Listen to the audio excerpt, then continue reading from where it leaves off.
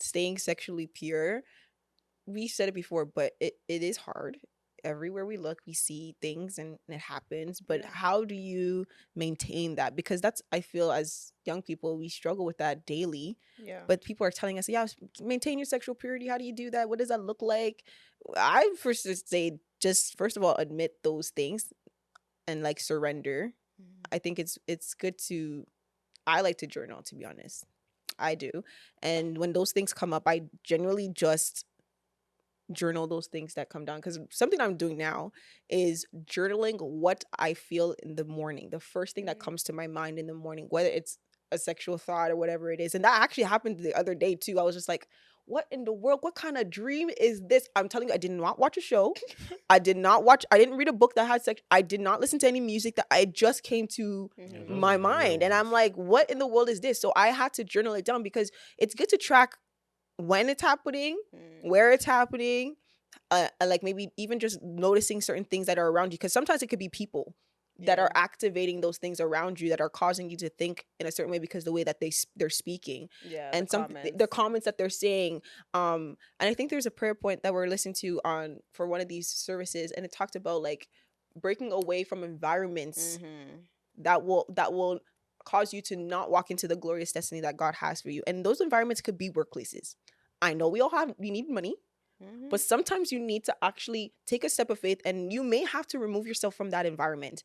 If your whole point is to glorify the Lord and honor him, sometimes you need to ask God, like, what's this move? Should I leave? It can be the lunchroom, because I know a lot of places. I'm telling you, if you guys have like a shared space where everyone like has lunch, isolate yourself or whatever, like people have a shared workspace for lunch and maybe coffee's there or whatever. Maybe you gotta leave. Maybe you gotta leave and just go and take a walk, or go on a prayer walk, or go somewhere else and then come back. Because a lot of the times conversations, that's when people are talking and catching up and saying whatever. So, or go sit in your car or something. Listen, I don't know. Listen. You said something, but if I kept it, James chapter 5 verse 6, he says, therefore confess your sins to each other and pray for each other so that you may be healed, and the prayer of a righteous person is powerful and effective. If I kept people in my pocket during my my relationship, oh man, I would have saved so much time. I feel like in the past 2 weeks I've been so intentional with my friend Jermaine, our friend Jermaine. Like if I had this guy, if I was intentional and just put my pride down and put him in the circle, I would have saved yourself, been able to stay more pure in that, from a lot of foolishness. I feel like I didn't lead properly in my past relationship. But also, just looking back at certain stuff, rewind. I feel like I was set up. Certain things I was set up.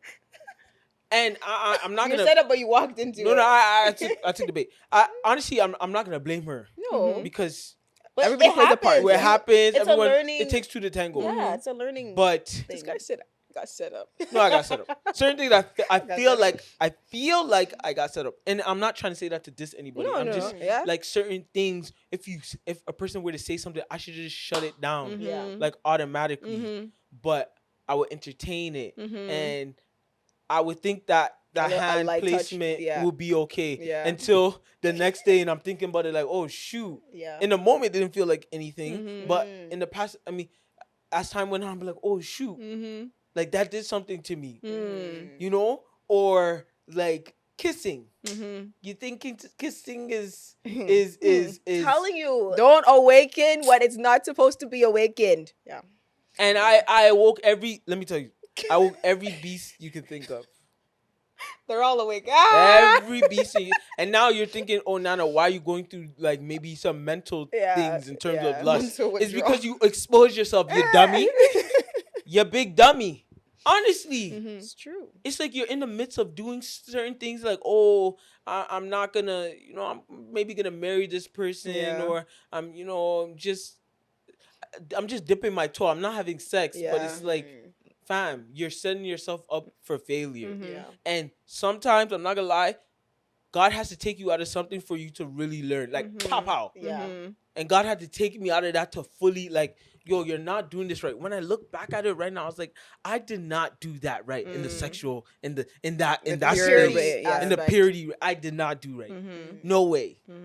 And I feel like, as of right now, for me, in basketball, I give you guys this analogy. In basketball, there's a term called, like, the game is slowed down for that person.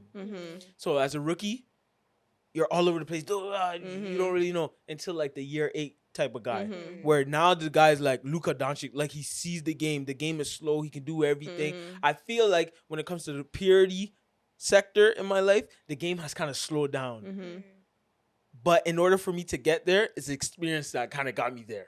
I kind of have to burn my hand. But you guys don't have to burn your hand. You guys can listen to us just learn and be like, damn. That's what they went through? Yes. We're going to do that. Yeah. So, at one point, I'm not even going to front. At one point, yo, you can't come in my car. You have to drive your car. It's true. We'll meet there.